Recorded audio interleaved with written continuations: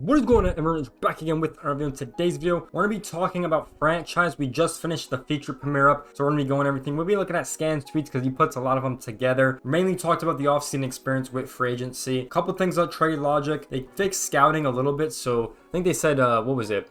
Closing pitchers and relief pitchers aren't going to be so high up on the draft board. That's the only thing they talked about scouting. A lot of this is going to be focused on free agency and trades. So the first thing they had right here, I mean, this is one of the trades they had. This is one of the trades they had on the board. I think they think Julio and Henderson probably have a similar trade ability here, and then they give a couple other prospects. I don't know. This is one of the trades they flashed on the screen because they were trying to, show something. So, I feel like the trade system, you're going to have to test it out. They did say Ohtani is the highest traded guy in the bar. He's gonna be the guy that's gonna have the most trade value. So that is probably pretty good. I don't think it would have traded for him with any team in my opinion. I think that was something I kind of wanted. I wanted 3-team trades. It didn't happen. I kind of wanted players that you just can't trade for, like a guy like Ohtani, because someone will find a way to trade him somehow. I know we had that with a few years ago with Mike Trout and everything like that. So logic was updated. I mean, the logic you're gonna have to test yourself. Now let's break into free agency because there were a lot of interesting things. The first thing they talked about is you have to scout the free agents now, how scouting was. You put them into the little big board like we saw in the deep dive, and then you also get potential to do these rivalry opportunities. So these will pop up when a team in your division or a historic rivalry. Now they didn't mention the historic rivalry, but they gave the example with Yankees and Red Sox. So maybe there's one for the Bay Area between the San Francisco Giants and the A's. Maybe there's one for Texas with the Astros and Rangers. Maybe there's one in Florida, Chicago, all the big cities, right? That's kind of what I would think. I mean, if your team doesn't have a rivalry like for Seattle, for example, I don't even know who you count as a rivalry for them. Probably be division opponent. But this was one of them. They were playing as the Rangers or Seattle in this instance, and this was one of the ones that popped up. Yeah, I mean, it's definitely likely that this could happen, and you could add them to your big board. You can only go for 3 free agents at a time, so that is something to think about with this new system. Also, before we go any further, this was the new scoreboard that they did show. I think it looks clean. I like it a lot.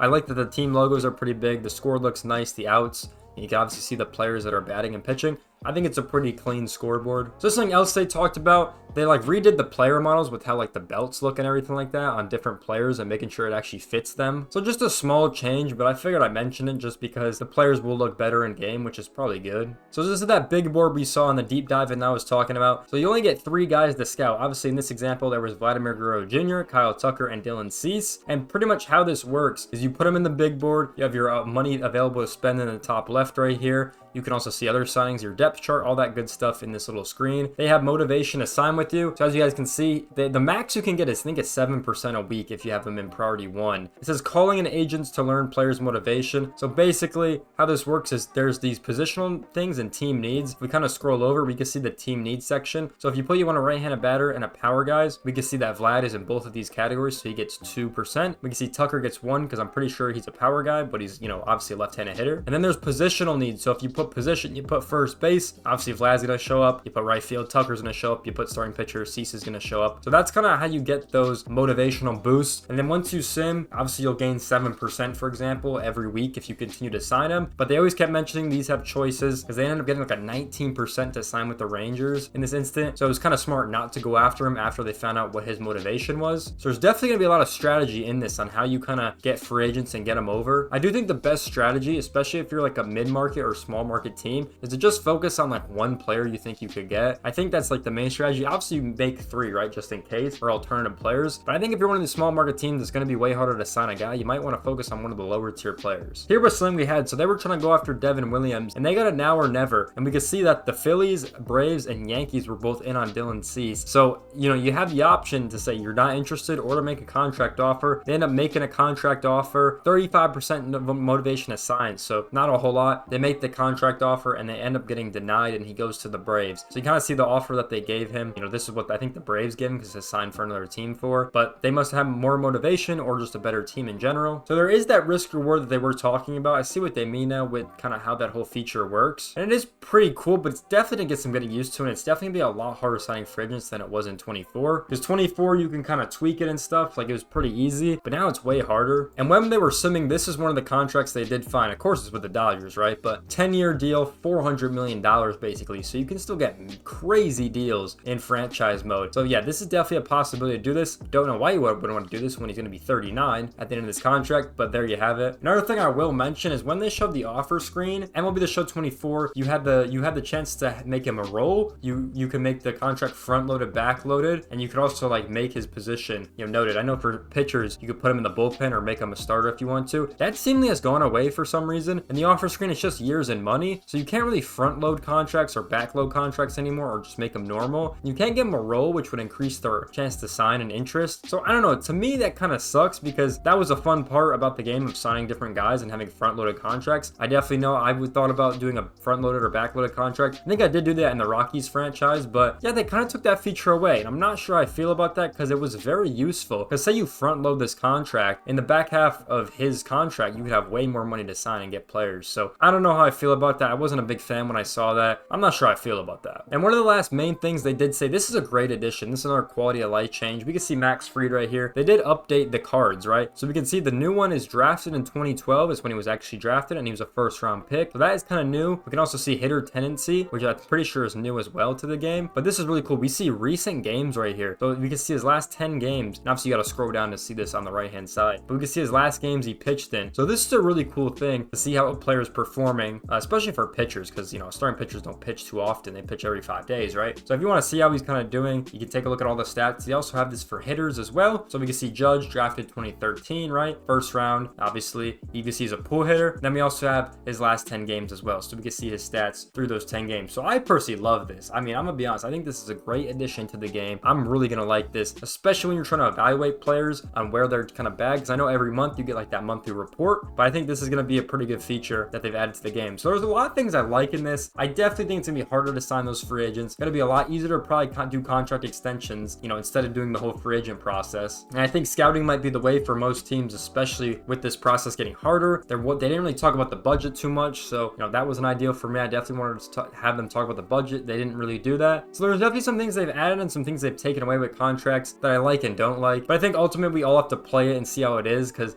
I can say all this, but if it plays pretty well, then who really cares at the end of the day? So definitely a new system that they've added, a lot of new stuff added, but I do think you're gonna have to play it out and test it out yourself and kind of go from there. But with that being said, I hope you guys enjoyed this video on franchise about the feature premiere. If you guys did, make sure you guys like, comment, subscribe. We got storylines and Diamond Dynasty coming up next week, so definitely gonna be a good week. But if you guys did enjoy, make sure you guys like, comment, subscribe. I'll see you guys in the next one. Peace out, everyone.